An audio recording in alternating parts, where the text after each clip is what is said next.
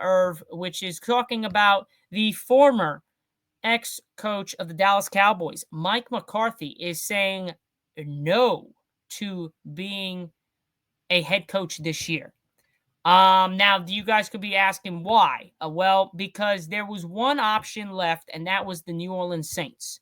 And if you guys follow the football, you know that probably other than the Cowboys, the Saints have a horrible situation to go in as a coach.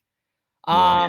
They have a poverty franchise. They have been killed with cap. They are under $60 million in debt when it comes to the cap in the NFL. So the Saints are absolutely abysmal when it comes to a franchise.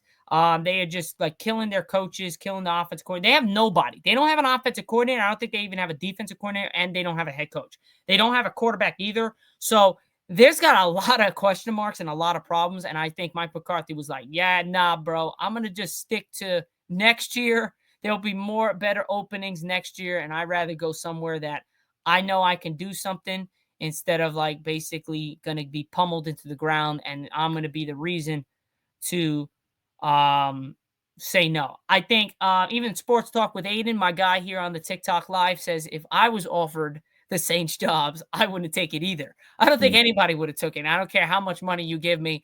I'm probably not taking that either. So I agree with you, Aiden.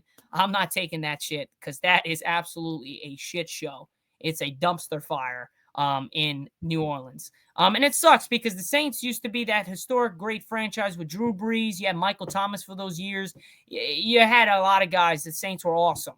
And now they're just absolutely garbage, which just sucks. But yeah, former head coach of the Dallas Cowboys, Mike McCarthy, is going to be going into the coaching search next year, not this year. And that he really just wants to be a head coach. And the only options are a defensive coordinator, general manager, and an offensive coordinator, I think, for 3 other teams.